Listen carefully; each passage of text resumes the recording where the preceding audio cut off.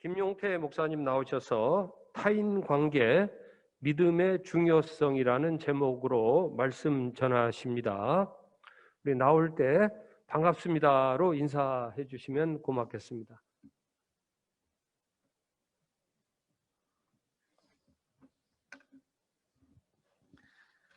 예, 나왔습니다.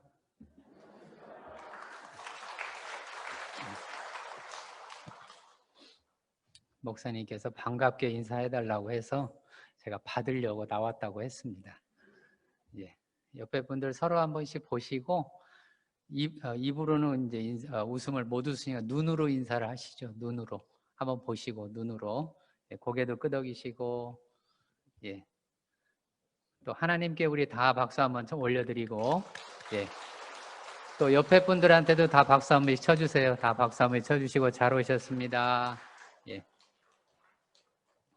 코로나 때문에 우리가 교회 활동이 여러 가지로 지장이 참 많은데 이렇게 또 나와서 예배드리고 또 찬양드리고 또 말씀 듣고 참 좋잖아요. 네, 너무 좋습니다.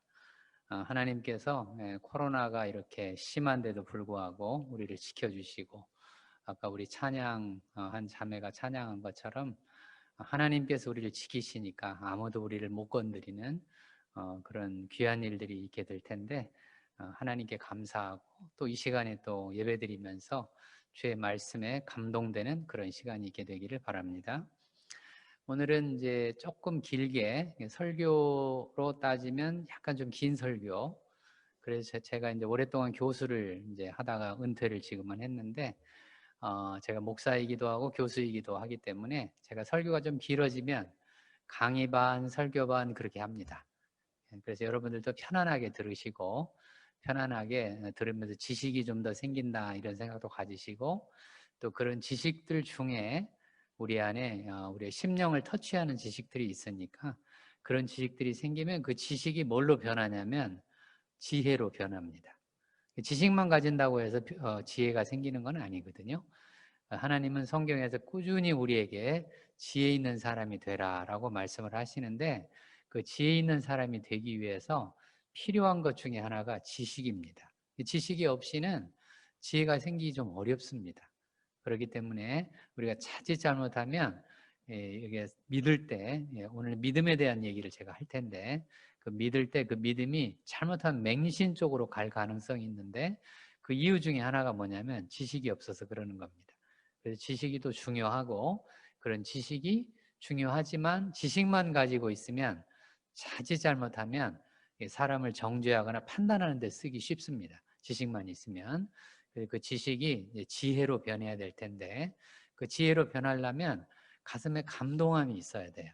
우리 설교나 하나님의 말씀은 언제나 우리 영혼을 울리지 않습니까?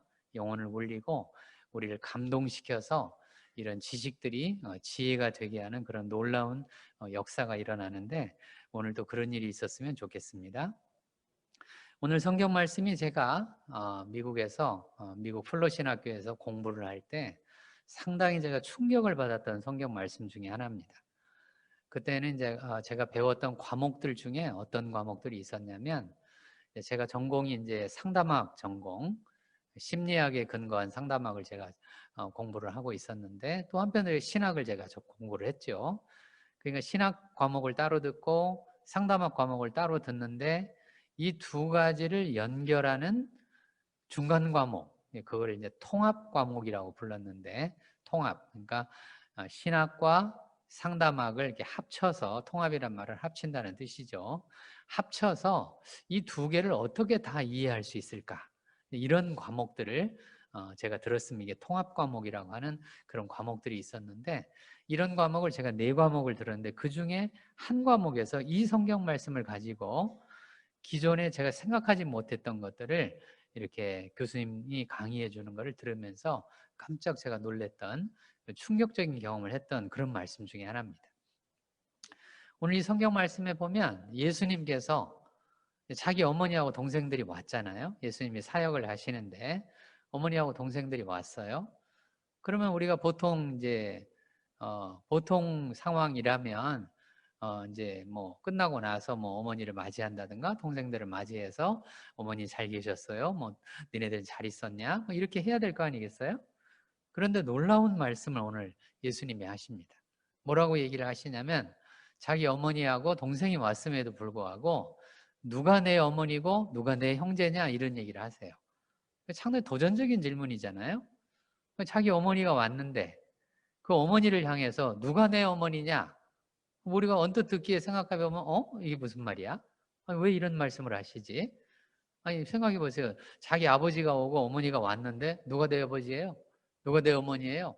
이러면 이제 우리나라 사람들 정서로 얘기하면 이런 괘씸한 녀석이 다 있나? 이런 마음이 들 법하잖아요. 그런 말씀을 하신 거예요. 예수님께서. 그런 말씀을 하신 누가 내 어머니고 누가 내 형제냐? 이거를 이제 그 교수님이 이 과목을 가르쳤던 교수님이 뭐라고 이야기를 하시냐면 가족에 대한 급진적 정의라는 말을 하시더라고요. 가족에 대한 급진적 정의. 정의라는 말의 뜻은 가족이 무엇인가를 말해주는 그런 단어나 어떤 개념이나 이런 생각이나 이런 걸 정의라고 얘기하잖아요. 이게 뭐냐? 사람이 뭐냐? 가족이 뭐냐? 인간이 뭐냐? 또는 뭐 교회가 뭐냐? 이런 것들이 다 정의잖아요. 이게 뭐냐라고 하는 그 무엇이냐에 대한 개념 혹은 생각 혹은 아이디어 이런 것들이 다 이제 개념인데 그런 개념이죠. 그런데 앞에가 뭐가 붙었냐면 급진적이란 말이 붙어 있습니다. 급진적이란 말의 뜻은 이 급진적이다라는 말의 뜻은 뿌리를 뽑는다라는 뜻이에요. 뿌리를 뽑아요. 그러니까 기존에 우리가 믿고 있던 믿음의 뿌리를 뽑는다는 뜻이죠. 뽑아서 다른 데다 심거나 아니면 그 뿌리 뽑아가지고 버리거나 이렇다는 뜻이잖아요. 급진적이란 말이 그런 뜻입니다. 그러면 기존에 우리가 믿고 있던 가족에 대한 믿음이 뭐냐? 이게 뭐길래 그거를 뿌리째 뽑아가지고 새롭게 정의를 하는 말씀이냐라는 뜻이죠. 이 성경 말씀이. 기존에 우리가 믿고 있는 가족은 지금도 아마 우리가 그렇게 믿고 있을 겁니다. 우리 다 같이 그렇게 믿고 있을 건데 가족 그러면 우리가 다 혈통주의를 생각을 하죠. 혈통. 그래서 우리 혈통주의 그러면 대표적인 게 우리나라에서는 이제 김씨, 박씨, 이씨, 최씨 뭐 이렇게 다 이게 다 가문이잖아요. 이 가문은 전부 다 뭘로 이루어져 있냐면 혈통으로 이루어져 있잖아요. 혈통으로. 영어로는 블러드라인이라고 부르는데 혈통으로 다 이루어져 있습니다. 혈통으로 이루어져 있기 때문에 이 혈통이 아니면 우리 혈통이 아니면 인정을 안 하는 그런 게 우리가 상당히 강하잖아요.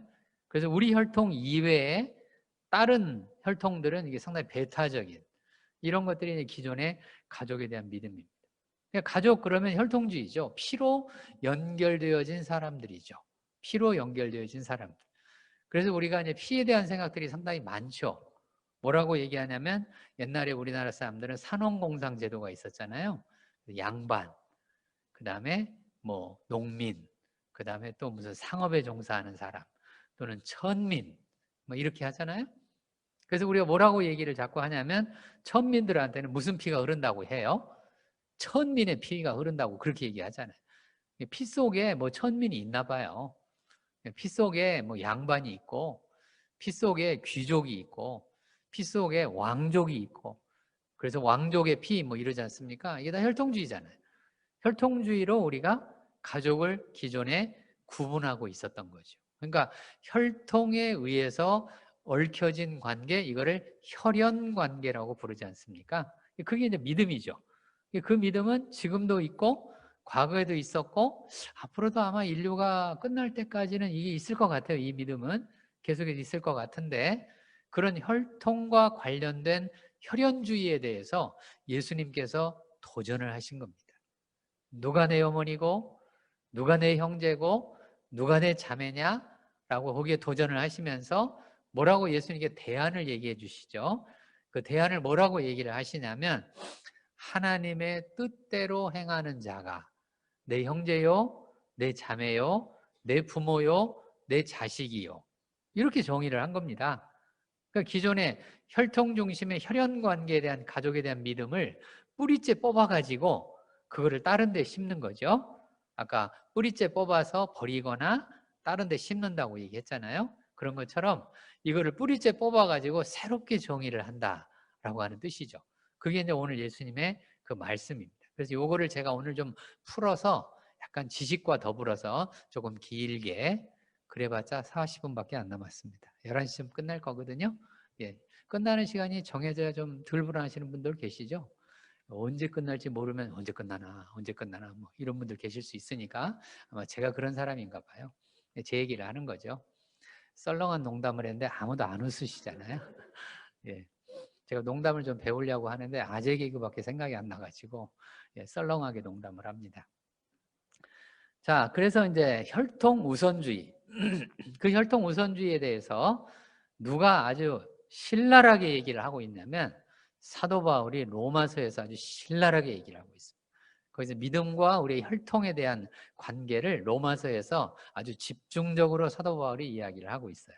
그래서 여기에 관해서 조금 더 사도 바울의 생각들을 더 알고 하나님의 진리에 접근하고 싶으신 분들은 로마서를 열심히 읽으시면 됩니다. 로마서가 좀 어렵긴 하지만 그 로마서가 정말 중요한 성경 말씀이에요. 이게 다 혈통과 믿음에 관한 그런 말씀이고 이거를 풀어서 믿음 중심으로 어떻게 크리스찬들이 살아가느냐, 우리 믿는 사람들이 살아가느냐, 이러한 것들을 로마서에 아주 사도 바울이 귀중하게 잘 기록을 했으니까 잘 읽어보시면 좋을 것 같고요. 우리나라는 이 혈통주의가 뭐하고 많이 붙어 있냐면 문화와 많이 붙어 있습니다. 우리가 문화가 없이는 살 수가 없잖아요. 우리 문화라고 하는 말의 뜻은 무슨 뜻이냐면 그 공동체, 공동체라고 하면 이제 그 나라 공동체도 있으면 국가를 의미하는 거죠. 나라 공동체면 국가를 의미하는 거고 어떤 단체가 있으면 단체 공동체가 있고 또 가족은 또 가족 공동체지 않습니까? 가족은 가족 공동체, 단체는 단체 공동체 또는 국가는 국가 공동체, 우리 지구상에 살고 있는 인간, 그리고 인류 공동체지 않습니까? 이런 공동체가 소유하고 있는, 공유하고 있는 비슷한 생각들, 이런 거를 문화라고 부릅니다. 공동체가 소유하고 있는 비슷한 생각들. 천성교회니까 지금 여기는 천성교회 교인들이 와서 계시잖아요. 물론 온라인으로도 듣고 있지만 천성교회에 오면은 천성교회 교인들이 가지고 있는 비슷한 생각들이 있어요. 그 비슷한 생각들이 결국 문화라고 하는 겁니다. 천성교회는 천성교회의 문화가 따로 있죠. 또 다른 교회 가면 다른 교회 문화가 또 따로 있어요. 제가 옛날에 어떤 교회를 갔는데 이 교회는 아마 웃지 않는 그런 문화를 가졌나 봐요. 예배 시간은 이제 경건해야 된다 해가지고 경건하게 앉아 있어요. 아무도 안 웃어요. 근데 분명히 제가 이제 그때 거기 가서 설교를 했는데 설교하면서 좀 웃으라고 제가 일부러 이게 아재 개그 비슷한 걸 했거든요. 근데 좀 웃기는 말이었어요. 제가 생각해도 웃기는 말이었거든요. 근데 사람들이 웃으려고 하는데 그냥 참고 안 웃는 거예요. 여기까지 웃음이 나오는데 하다고 참고 안 웃어요. 이걸 몇 번 하시더라고요. 분위기가 좀 썰렁해지잖아요. 아무도 안 웃으니까. 경건한 건 좋은데 웃지 않으니까 밝아지질 않잖아요. 그래서 제가 이제 예배 끝나고 나서 이제 목사님들하고 앉아서 얘기를 하는 그런 시간이 있었어요. 그래서 이제 그 얘기를 좀 했어요. 아니, 이게 설교를 하는데 왜 성도들이 일부러 웃음을 안 웃냐. 그랬더니 그 교회 전통이랍니다. 그 교회 전통은 웃지 않는 전통을 가지고 있대요. 오래된 교회예요. 100년이 넘은 교회였습니다. 넘은 교회인데 그 교회 교인들은 묻지 않아요. 다 경건이 주제가 돼가지고 전부 다 가만히 앉아있는 거예요. 예배 시간에 거의 미동도 없어요. 그 교회 문화죠. 그러니까 그 교회 공동체가 가지고 있는 공동의 문화. 우리나라 사람들은 한국이라고 하는 나라가 가지고 있는 문화가 있습니다. 그 문화가 어떤 문화냐면 우리는 주로 생활 문화를 가지고 있어요. 생활상에서 우리의 행동을 어떻게 해야 되느냐. 그래서 이런 걸 제가 생활 문화라고 부르는데 그 생활 문화 중에 하나가 우리가 잘 알고 있는 유교 문화가 있습니다. 유교 문화. 유교 문화 그럼 우리가 금방 알잖아요. 부부유별, 장유유서, 그다음 부자유친 이런 게 다 유교 문화지 않습니까? 누구의 사상이에요? 공자의 사상이죠. 공자의 사상, 그 사상과 지금 우리가 금방 여기서 얘기했던 이 가족 공동체의 혈연 중심의 인간관계, 혈연 중심의 관계가 붙어 있습니다. 우리나라 가족을 이해하려면 이 두 가지를 같이 이해를 해야 되는 거예요. 하나는 혈연 중심, 이거를 이해해야 되고, 또 하나는 유교 중심, 이 두 가지를 같이 이해를 해야 우리가 가족을 제대로, 한국 가족을 제대로 이해할 수가 있어요. 그러다 보니까 이 문화와 혈통이 결합되어 있는데, 그 문화와 혈통이 결합될 때 우리나라 문화에서 굉장히 중요한 것 중에 하나가 뭐냐면 장유유서라는 게 있죠. 장유유서. 즉 나이 든 사람과 젊은 사람 사이에 질서가 있다라는 뜻이잖아요. 장유유서. 이런 게 있으니까 나이만 들면 대접을 받는 문화죠. 우리나라 문화는 참 좋죠. 어떤 문화예요? 나이 들면 뭐 받는다고요? 대접받죠. 그래서 지하철 타면, 이게 나이 들어서 지하철 타면 어떻게 돼요? 젊은 사람들이 양보해 주잖아요? 안 해줘요? 예, 저도 지금 나이가 들어가고 있기 때문에 기대하고 있습니다. 젊은 사람들이 뭐 해달라고? 일어나 주기를. 근데 요즘엔 잘 안 일어나긴 하더라고요. 아무튼 문화가 이제 그런 문화를 가지고 있어요. 우리나라 문화는. 그리고 65세가 되면 우리 장유유서 중에 대표적인 것 중에 하나가 지하철에 공짜 티켓이 나옵니다. 맞죠? 예, 가진 분들 계시죠? 예, 젊은 사람들은 안 가지고 있겠지만 이제 65세 되세요. 그날을 기대하십시오. 65세 지하철 프리패스가 나옵니다. 예, 그것 때문에 이제 지하철 공사가 뭐 적자가 뭐 얼마가 나느니 어쩌니 저쩌니 이런 얘기 자꾸 하는데, 예, 그런 것들은 이런 것들 중에 하나죠. 하나인데 장유유서가 질서를 세우는 데서 도움이 되기는 하지만 폐단이 있습니다. 항상 문화는 어떤 경향이 있냐면 세상에서 생기는 문화는 일정 집단에 유리하게 되어 있습니다. 그래서 문화가 진리가 아닙니다. 혼동하시면 안 돼요. 문화는 언제나 진리가 아닙니다. 이 세상의 문화는 언제나 그 시대나 그 당시의 사람들이나 또 당시에 어떤 특정한 계급이나 이런 사람들이 유리하게 문화를 만들어가는 그런 경향이 있습니다. 우리나라에서 조금만 거슬러 올라가 몇십 년 전까지만 해도 한국 사회에서는 누구에게 유리한 문화로 살았냐면 남자들에게 유리한 문화로 살았어요. 그렇죠? 그래서 제가 상담을 이렇게 하다가 보면 많은 내담자들이 와서 주로 호소하는 문제 중에 하나가 뭐냐면 무서운 아버지를 호소합니다. 우리 아버지가 얼마나 무서웠었는지. 나이 드신 분들은 아마 기억들이 많이 나실 겁니다. 아버지들이 참 무서웠어요. 왜? 아버지들이 주로 호통치는 아버지들이었거든요. 호통치고 혼내고 야단치고 그리고 말도 함부로 하고. 근데 자식은 그러면 안 되죠. 부모한테. 그렇지만 부모는 그렇게 하면 돼요. 왜? 장유유서라는 문화가 있으니까. 그러니까 윗사람은 함부로 해도 되고 아랫사람은 함부로 하면 안 되는 거예요. 그러니까 아랫사람들이 뭐예요? 그걸 함부로 하는 것 때문에 화가 나는데 뭐 해야 돼요? 참고 또 참고 또 참고 참으로 참고. 그런 사람들이 교회 와서 설교까지 들어요.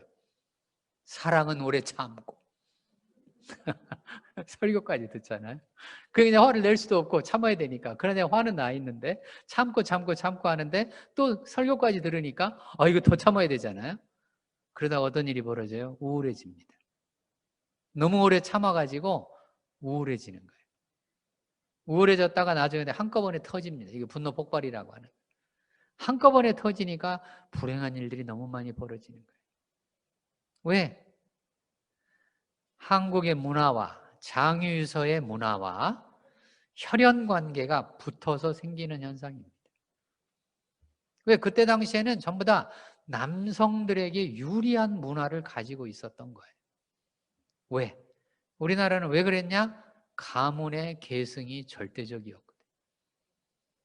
그렇기 때문에 우리나라는 전통적으로 부자 유친이라고 하는 이 삼광오륜 중에서도 부자 유친이 너무 중요했던 거예요. 부자가 유친하고 부부는 뭐 하라고요? 유별하라고요. 좀 이상하지 않나요? 지금 생각하면 좀 이상하죠? 이걸 바꿔야 되잖아요. 지금 생각해 보면 부부는 뭐 하고 유친하고 부자는 뭐 해야 되겠어요? 유별해야 되겠죠. 세대가 다르니까 유별해야 될 거 아니겠어요? 지금 생각하면 그래야 될 것 같은데 전통사회는 안 그랬습니다. 부자는 유친하고 부부는 뭐하고 유별하고 이렇게 살았던 거죠. 남성에게 유리했던 거죠. 그래서 유리한 그 남성들 가계계승이라고 하는 절대적 가치 때문에 성경에 대한 진리에 대한 가치가 아니고요. 문화적 가치입니다. 그 문화적 가치 때문에 남자들에게는 성적으로 자유로움이 허용됐었어요. 그리고 일부 다처제였지 않습니까? 남자는 여자를 여러 명을 거느려도 괜찮은 이게 전통사회였잖아요. 지금도 이슬람권에 가면 그렇습니다. 옛날에 제가 학회를 갔는데 국제회의를 제가 간 적이 있어요. 갔는데 그때 싱가포르에서 어떤 학자가 한 사람이 와가지고 이제 이런 가족에 대한 세미나를 그때 하고 있었는데 이 사람이 뭐라고 얘기하냐면 자기네는 이제 이 싱가포르에 자기가 사는데 자기 옆집에 부인이 넷인 사람이 있대요. 자기 집은 이제 일부 1처제인데 옆에는 일부 4처제예요. 부인이 넷이나 있어요. 그런 집이 있다고 그런 얘기를 하는 거예요. 우리하고는 굉장히 다르잖아요. 우리하고 다른데 그건 이슬람 문화가 또 그런 거를 가지고 있잖아요. 그러니까 남성들에게 유리하게 문화가 이렇게 형성이 되어져서 가계계승을 해야 되기 때문에 남자는 성관계를 여러 여자하고 할 수 있다. 이게 전통적인 문화죠.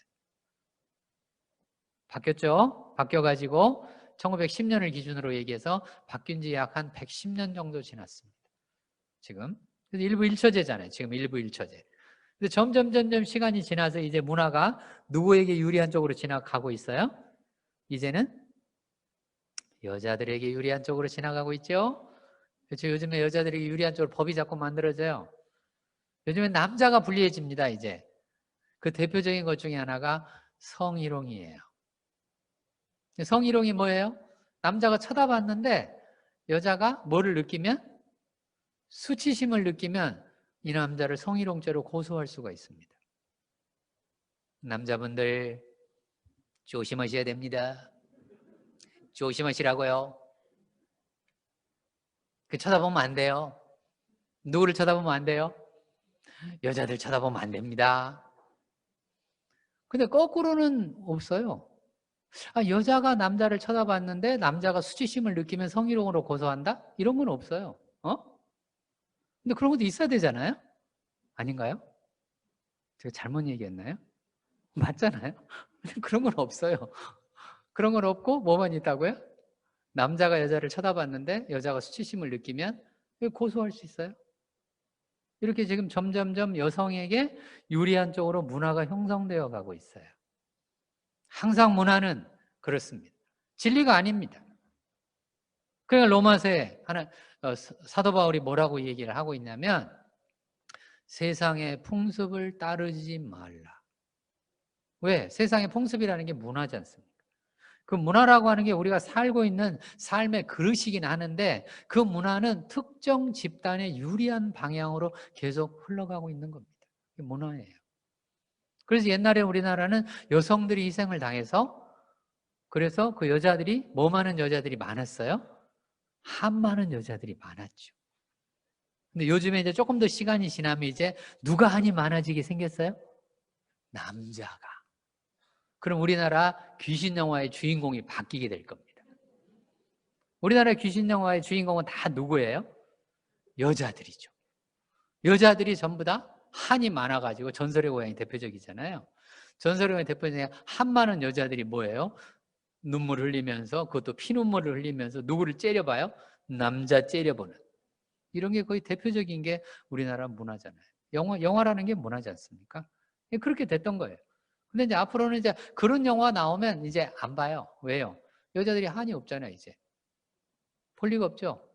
그럼 누가 이제 어떤 주인공을 만들어야 돼요? 남자 주인공 만들어서 이제 한 많은 남자들이 나와야 되는 거예요. 이게 문화입니다. 그런 문화, 혈연과 문화에 의해서 엮여진 그런 문화에 대한 믿음을 예수님께서 오늘 이 성경 말씀을 통해서 강력하게 도전하고 있는 거예요. 너희는 문화를 따르지 말라, 풍습을 따르지 말라, 세상의 풍습을 따라가게 되면 반드시 한쪽이 희생당하게 되어 있다. 이 말씀인 거예요. 누구의 뜻대로 하는 자? 하나님의 뜻대로 하는 자가 내 형제요, 내 자매요, 내 부모요, 내 자식이다 라고 예수님께서 믿음의 중요성을 얘기하시고 계신 거예요. 그럼 그 믿음의 중요성이라고 하는 게 뭐냐? 그럼 믿음이라고 하는 거는 뭐냐? 여기에 오늘 중요한 말씀이 하나 있어요. 오늘 설교 제목이 뭐였냐면 타인관계라고 제가 설교 제목을 주었습니다. 타인관계. 무슨 얘기냐면 남편과 부인은 어떤 관계냐면 타인관계입니다. 맞죠? 서로 모르는 사람이 만나서 서로 좋아해가지고 사랑을 해서 그거의 결과로 결혼을 하지 않습니까? 결혼해서 만났어요. 서로 이제 사랑을 했어요. 사랑할 때는 서로 촌수가 없죠. 무촌이잖아요. 무촌. 부모 자식 간에는 일촌이지 않습니까? 그죠? 형제 자매들끼리는 이촌지간이잖아요. 이촌지간. 그리고 거기에서 하나 건너면 삼촌이 있잖아요. 삼촌. 우리 이촌이는 잘 안 부르잖아요. 무촌, 일촌, 이촌 이런 건 잘 안 부르죠. 가족이니까. 그래서 삼촌부터는 부르잖아요. 삼촌. 사랑할 때는 무촌인데 싸우면 어떻게 돼요? 언제? 우리가 언제? 싸우면 부부는 아무리 좋아하고 아무리 사랑하고 아무리 아껴도 싸우고 갈등 생기고 관계가 어려워지면 금방 뭘로 돌아가게 돼요? 타인으로 돌아갑니다. 언제까지 그렇게 된다고요? 죽을 때까지 그렇게 됩니다. 변하지 않아요. 왜? 근본적으로 부부관계가 무슨 관계이기 때문에 그런 거예요? 타인관계이기 때문에 그런 거예요.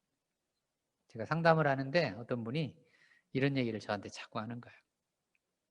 똑같은 행동을 남편이 하고 똑같은 행동을 자식이 하는데 이 사람의 마음이 정말 달라요. 예를 들어서 자식이 엄마한테 대들고 남편이 부인한테 뭐라고 했어요. 그러면 이 사람이 똑같은 사람이잖아요. 근데 정말 반응이 달라요. 어떻게 다르냐?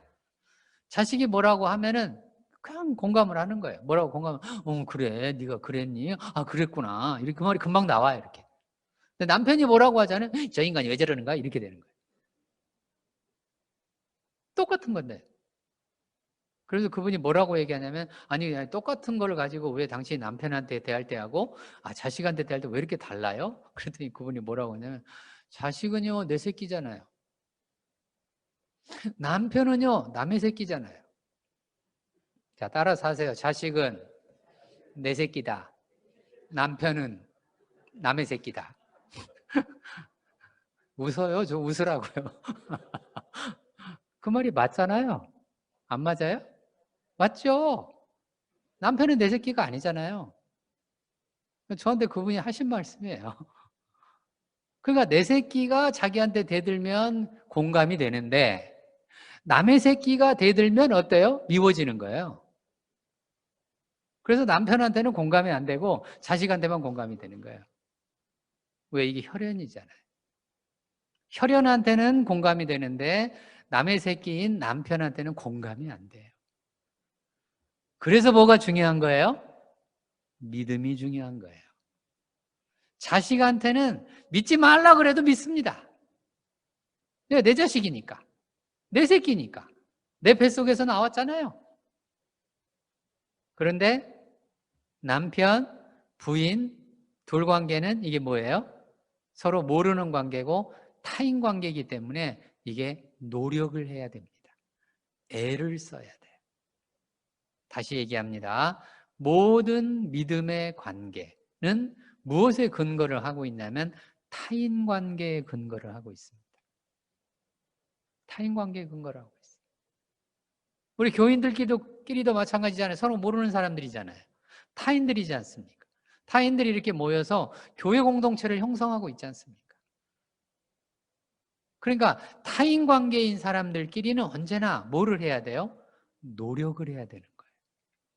자식들한테는 노력을 안 해도 그냥 애정이 생깁니다. 그냥 애정이 생기고 그냥 받아지고 그냥 아이고 저 자식 불쌍해서 저걸 어떡하나 저 어떻게 하면 잘 되게 할까 이 마음이 그냥 생깁니다. 왜? 자식이니까. 이런 거를 학문적으로는 자연적 관계라고 불러요.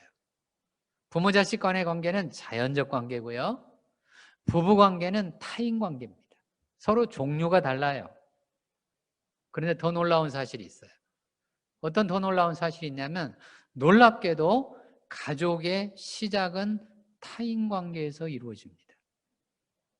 가족의 시작은 어디에서 이루어지는 게 아니냐면 자연스럽고 본질적이고 내 피와 내 살을 물려받은 부모 자식 간의 관계가 근본이 아니에요. 우리 문화에서는, 유교 문화에서는 부모 자식 간의 관계를 근본으로 두었던 겁니다. 여기서부터 불행한 일이 벌어진 거예요. 왜? 이게 본질이 아니거든요. 이게 진리가 아니거든요. 진리가 아닌데도 불구하고 세상에서는 그렇게 만들어 놨던 거예요. 제가 이걸 생각하다 너무나 이상해서 왜 이런 거를 공자가 만들었을까? 이 공자에게 뭐가 문제가 있는 거 아니었을까? 제가 그 생각을 하다가 유교학 전공을 하신 분하고 제가 얘기를 했어요. 그래서 제가 그 사람한테 얘기를 했습니다. 혹시 공자가 서자가 아니냐? 제가 그렇게 물었어요. 그런데 맞다고 그러더라고요. 아, 그러니까 공자의 사상 속에는 이렇게밖에 나올 수가 없겠구나. 서자니까. 그렇게밖에 못 나오잖아요. 서자니까 부모 자식만 얘기가 나오지 부부간의 관계를 얘기할 수가 없지 않습니까? 서자니까. 자기 어머니가 본처가 아니잖아요. 이해가 되더라고요. 아, 그래서 이렇게밖에 생각이 안 됐겠구나. 진리가 아닌 거예요, 이런 것들이 다. 진리가 아니죠. 진리는 뭐냐면 분명히 가족의 시작은 어디 시작한다고요? 부부관계에 시작하잖아요. 부모자녀 관계에 시작하는 게 아니지 않습니까? 한 남자와 한 여자가 서로 좋아해서 사랑을 해가지고 결혼을 해서 아이를 낳지 않습니까? 그러니까 가족의 시작은 부부관계인 거죠. 그 가족의 시작이 부부관계라고 하는 건 이미 창세기에 나와 있습니다. 창세기에 뭐라고 나와 있냐면 하나님께서 이제 아담을 만드십니다. 아담을 만들었는데 아담이라는 어린아이를 만든 게 아니죠. 아기를 만든 게 아니잖아요. 어린아이를 아기를 만들어서 얘가 그냥 키워가지고 어른 아담이 이게 아니잖아요. 아니고 뭐예요? 어른 아담을 만들고 또 아담의 갈비뼈에서 뭐를 빼가지고 뼈를 하나 빼가지고 하와를 만들죠. 그럼 하와도 어른이잖아요. 그래서 아담과 하와가 어른들끼리 서로 만났죠. 이렇게. 그게 하나님께서 인류를 향한 계획이었던 겁니다. 창세기에 보면 놀랍게도 가족관계 중에서도 부부관계에 대해서 무려 56절 1장과 2장이 타락 이전의 성경 말씀입니다.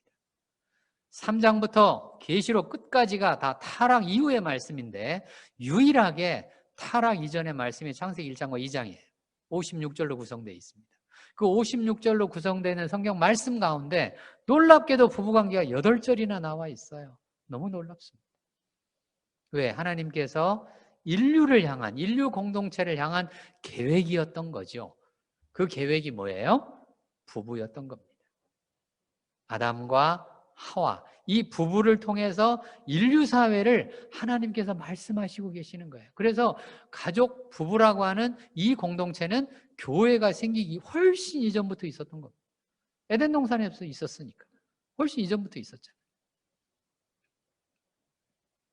기억하십시오. 가족의 근간은 부모 자녀라고 하는 혈연이 근간이 아니라 뭐가 근간이라고요? 부부관계라고 하는 타인관계가 근간이라는 사실을 기억하셔야 됩니다. 그러니까 타인관계의 중요성, 그 타인관계는 언제나 아까 제가 뭐라고 했어요? 노력해야 된다고 얘기를 해드렸습니다. 노력하라고 하는 것은 무슨 뜻이냐면 서로 모르는 사람이 만나면 제일 중요한 게 뭐예요? 믿음이잖아요. 두 사람 사이에 뭐를 키우지 못하면 믿음을 키우지 못하면 하나님과 우리와의 관계 믿음의 관계지 않습니까? 예수님과 우리와의 관계 믿음의 관계지 않습니까? 그 믿음의 관계라는 게 다 뭐겠습니까? 몰랐던 하나님, 예수님이 누군지 몰랐습니다. 하나님이 누군지 몰랐잖아요. 근데 이 남자가 어떤 남자인지 몰랐잖아요. 이 여자가 어떤 여자인지 몰랐지 않습니까? 그 몰랐던 사람들끼리 만나서 이제 믿음을 키워가는 관계라는 뜻이죠. 믿음을 키워가는. 믿음에는 세 가지 측면이 있습니다. 믿음에는 세 가지 측면. 이제 15분 남았습니다. 시간이 짧아요? 네.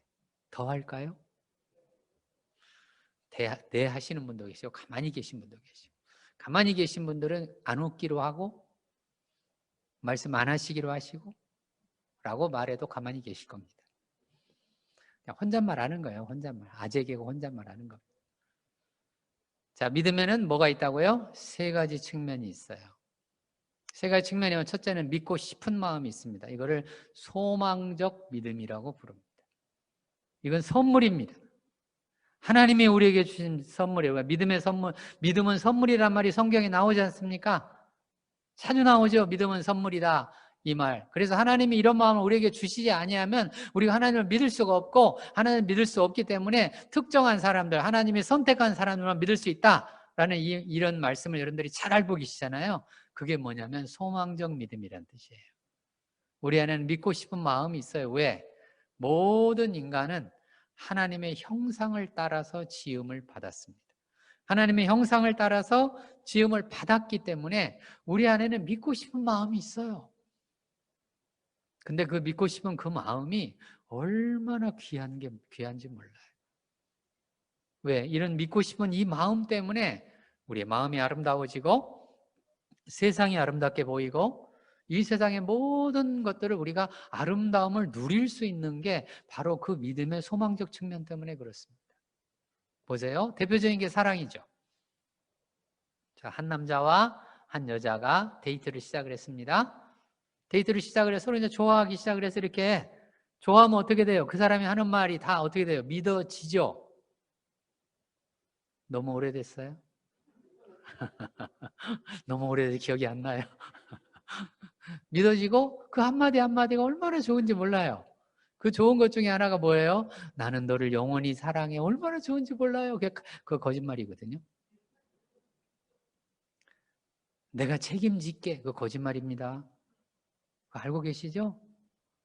인간과 인생, 철학적인 주제인데 인간이 인생보다 작아요. 만약 인간이 인생보다 크다면 내 인생을 다 책임질 수 있다는 얘기잖아요. 불가능하죠? 앞에서 무슨 일이 벌어질지 알 수가 없잖아요. 인간이 인생보다 크지 않아요. 그런데도 불구하고 뭐라고 얘기하면 내가 너 뭐 할게? 책임질게. 아니 자기도 책임 못 지는 사람이 누구를 책임진다고요? 근데 그때는 그런 말들이 얼마나 달콤하게 들리는지. 왜요? 믿고 싶은 마음 때문에 그렇습니다. 그 믿고 싶은 마음이 있기 때문에 아름답게 들리고 달콤하게 들리고 사랑이 아름다워지는 거예요. 얼마나 귀한 선물입니까? 얼마나 아름다운 선물이에요. 그런데 이 믿고 싶은 이 마음 때문에 불행도 어마어마하게 일어납니다. 그 불행이라고 하는 게 뭐냐면 맹신이라고 하는 게 생깁니다. 맹신. 이 맹이라고 하는 게 맹인이 할 때 그 맹인이잖아요. 안 보인다. 영어로는 블라인드. 블라인드 페이스죠. 우리의 믿음이 블라인드. 눈 감은 채로 그냥 이게 믿는. 이게 블라인드 페이스예요. 믿는 사람들이 굉장히 조심해야 되는 것 중에 하나입니다. 맹목적인 믿음. 목적이 없는 믿음이라는 뜻이잖아요.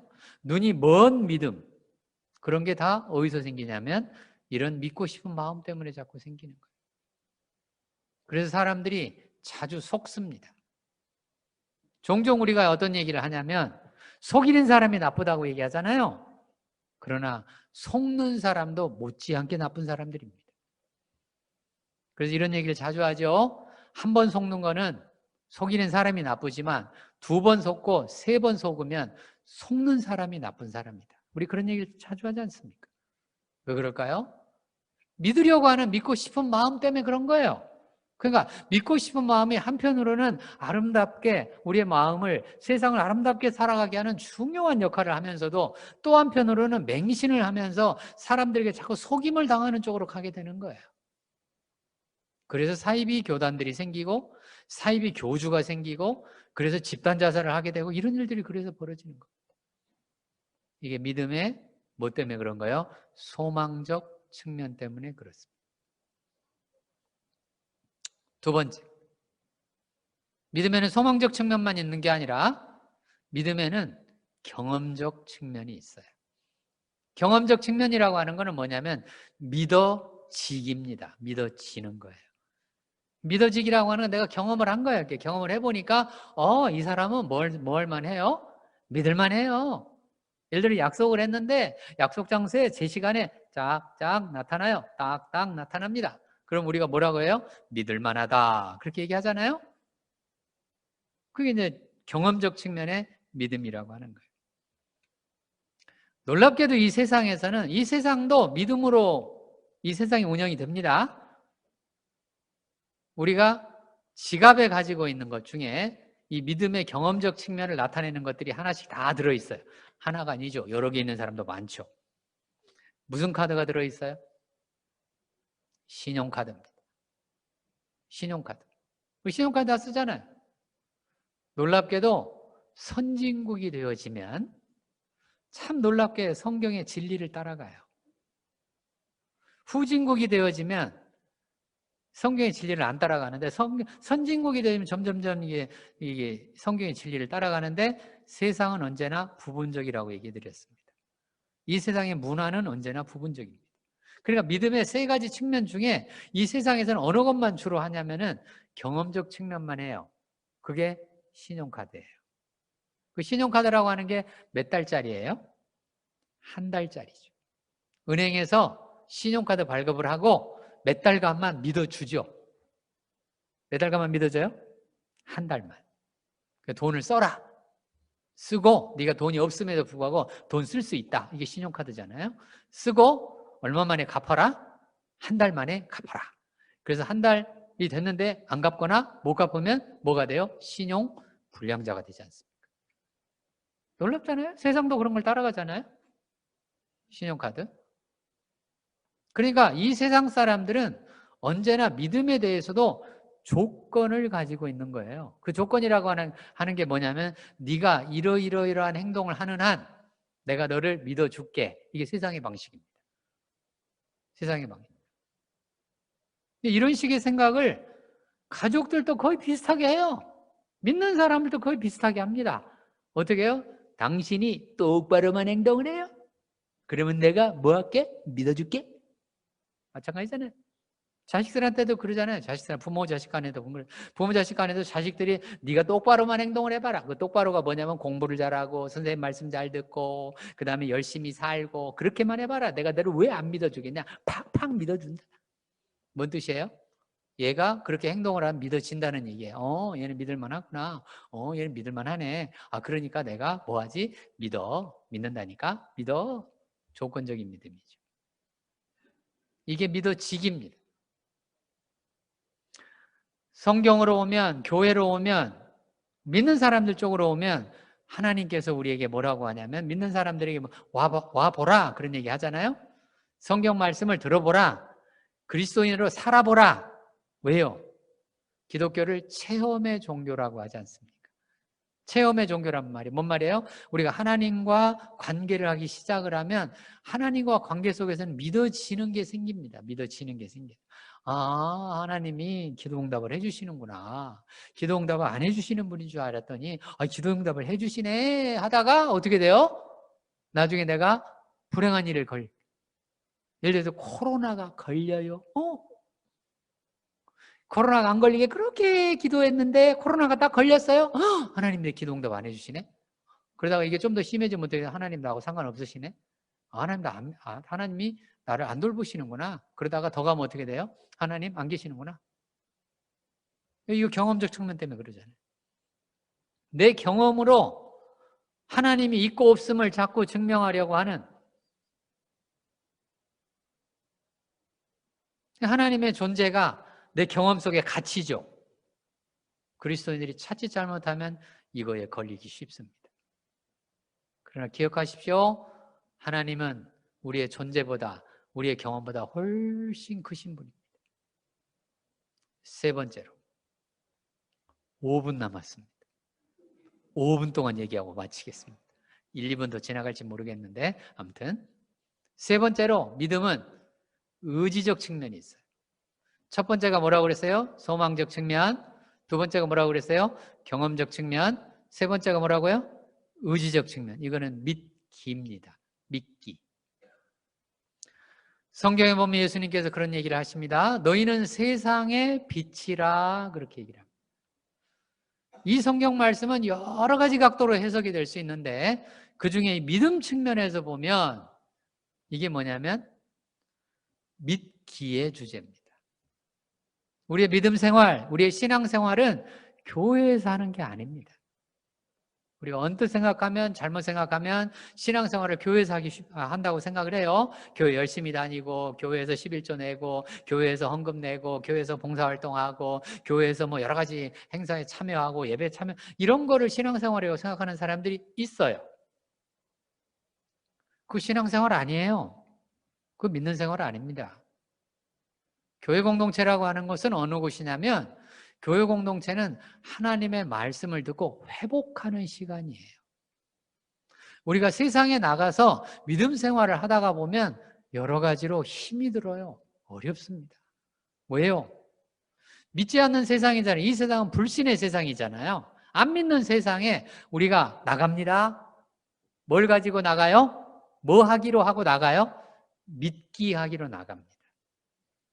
그럼 생각해 보세요. 내가 믿기를 하면 내가 사기를 당할 수도 있고, 내가 믿기를 하면 안 믿어지는 것들이 너무 많잖아요. 그럼에도 불구하고 우리는 뭐 하기로 작정을 한다고요? 믿기로 작정을 합니다. 하나님이 보세요. 하나님 만세 전부터 우리를 택하셨습니다. 우리를 택하셔서 우리를 당신의 자녀로 삼으셨습니다. 그런데 하나님 뻔히 아시죠? 뭐라고 아세요? 이 사람이 언제 거짓말할지, 이 사람이 언제 나를 부인하는 말을 할지, 언제 이 사람이 저 사람의 사기를 칠지 알잖아요. 몰라요? 알잖아요. 하나님은 전지전능하시고 모든 것을 다 아시는 하나님이시니까 언제 저 사람이 거짓말하고, 언제 저 사람이 부인을 때리고, 언제 저 사람이 남편을 속여가지고 신용카드를 확 써버리는지를 다 압니다. 알아요? 맞죠? 2층에 계신 분들도 다 아시죠? 온라인에 계신 분들도 다 아시잖아요. 그런 하나님께서 그럼에도 불구하고 우리를 계속해서 뭐라고 얘기하시냐면 믿어 주십니다. 놀랍지 않으세요? 얼마나 놀랍습니까? 그럴 때 우리는 우리의 생각에 갇혀가지고 내가 이제 사기를 쳤으니, 내가 이제 저 사람을 때렸으니, 내가 이제 저 사람을 죽였으니 나는 이제 구원 못 받을 거야. 아닙니다. 아니에요. 하나님은 살인자도 구원하시고 사기범도 구원하시고 거짓말쟁이도 구원하시고 다 구원하십니다. 왜요? 그분은 이미 만세 전부터 우리를 믿기로 뭐 하신 분이에요? 작정하셨잖아요. 작정하신 분. 얼마나 놀라운 은혜입니까? 이런 믿기의 은혜가 우리 가족 안에 있어야 된다는 얘기예요. 분명히 우리 자식들이 언젠가는 거짓말을 하고 우리한테 거짓말해서 용돈을 속이고 그러잖아요. 부풀려서 타가고 그런 데도 많이 있잖아요. 없어요? 있잖아요. 그럴 때 부모들 중에 어떻게 네가 나한테 거짓말을 하고 내가 너를 용서 못해? 그런 부모들은 자식을 잡습니다. 그러면 안 되는 거예요. 그때는 그렇게 말을 할지라도 시간이 지나면 용서해 줘야 돼요. 왜? 그게 부모입니다. 왜? 부모가 됐다는 말의 뜻은 이 아이를 끝까지 믿어주기로 작정한 사람들인 거예요. 맞습니까? 남편과 부인이 됐다는 말의 뜻이 무슨 말이에요? 서로 끝까지 믿기로 모아한 사람들이에요. 작정을 한 거예요. 그런데 우리는 시간이 지나면 조건이 달라집니다. 당연히 조건이 달라지죠. 시간이 지나면. 그 조건이 달라지면 언제 우리 믿기로 했어? 그럼 없어져 버려요. 없어져 버리죠. 만세 전부터 하나님께서는 우리가 언제 거짓말하고 언제 사람을 때리고 언제 사기를 치고 언제 사람을 죽일지 뻔히 알면서도 하나님은 그때부터 사랑하기로 믿기로 작정하셨는데 우리는 그게 없어집니다. 그래서 훈련이라고 제가 얘기를 하는 거예요. 가족관계의 믿음의 훈련이 바로 이런 겁니다. 우리의 믿음 생활, 신앙 생활은 교회에서 하는 게 아니라 교회에서는 하나님의 말씀을 듣고 목사님의 설교를 들으면서 신앙 공동체를 서로 나누고 공동체 활동을 하면서 회복을 하는 시간이에요. 교회 와서는 회복을 해야 돼요. 그 회복에서 다시 우리가 충전을 해서 하나님 여전히 살아계시고 하나님 나와 지금도 관계를 하시고 계시고 하나님이 나를 돌봐주시고 그러니까 그 힘을 가지고 다시 세상으로 나가는 거죠. 세상으로 나가서 거기서 믿음 생활을 하게 되면 얼마나 힘들어요. 왜? 안 믿기로 작정한 사람들을 믿기로 작정하고 상대를 해야 되니까 얼마나 힘이 듭니까? 어렵죠. 오직이나 이게 어려웠으면 예수님께서 이런 말씀을 다 하세요. 뭐라고 해요? 너희는 뱀처럼 지혜롭고. 뱀이 사탄의 상징이잖아요. 사탄의 상징인 뱀을 들어서 예수님께서 뭐라고 얘기하냐면 뱀처럼 지혜로우라고 얘기하잖아요. 우리는 믿기로 작정하는데 맹신을 하는 게 아니라 뭘 가지고 해야 된다는 얘기예요? 지혜를 가지고 믿으라는 이야기예요. 지혜를 가지고. 하나님께서 오늘은 성경 말씀을 통해서 우리에게 가족 관계에 대해서 도전을 하십니다. 혈통주의와 문화에 익숙한 우리의 믿음, 우리의 생각들에 도전을 하는데 급진적인 정의를 하십니다. 뿌리를 뽑아서 다시 심는 거예요. 기억하셔야 됩니다. 우리의 관계는 언제나 인간관계는 가족관계, 인간관계, 인류관계 다 폭넓게 얘기하면 인간관계인데 그 인간관계의 기본은 어디에 있냐면 타인관계에 있다는 것을 기억하셔야 됩니다. 타인관계는 노력해야 되고 애써야 되고 훈련을 해야 됩니다. 3가지 얘기해 드렸잖아요. 믿고 싶은 마음, 믿어지는 마음, 믿으려고 하는 마음. 이 3가지를 적절하게 조화를 이루어야 됩니다. 어느 한쪽으로 치우치기 시작을 하게 되면 맹목적인 믿음이 될 수도 있고 잘못하면 믿기를 가지고 상대방을 통제하고 지배하는 것이 될 수가 있어요. 조심하셔야 돼요. 언제 우리가 믿기를 해야 되고 언제 우리가 믿고 싶고 언제 믿어지는 것을 가지고 어떻게 이거를 조합을 해서 믿음 생활을 해 나가야 될지 중요한 과제, 도전이 생긴 겁니다. 다음 주에는 이 믿음과 더불어서 너무나 중요한 존중에 대해서 제가 또 이야기를 해드리겠습니다. 기도하겠습니다. 하나님 아버지, 오늘도 우리에게 귀한 시간, 이렇게 아름다운 시간, 놀라운 시간, 기적과 같은 시간을 갖게 해주시니 감사드립니다. 우리가 불신 속에 살 수밖에 없었고 서로를 미워하면서 불신하면서 살 수밖에 없는 그런 우리들에게 믿음을 주시고 희망을 주시고 소망을 주시고 사랑을 들려주시니 감사드립니다. 이 시간에 우리가 주의 말씀을 들었사오니 이 말씀이 우리 안에 살아있게 하여 주시옵소서. 내 심령 골수를 쪼개게 하여 주시옵소서. 천성교회가 변화되게 인도하여 주시옵소서. 그리하여서 이 지역사회 공동체 안에 주님의 놀라운 믿음을 전파하는 귀한 교회가 될 수 있도록 인도하여 주시옵소서. 예수님의 이름으로 기도 올리옵나이다.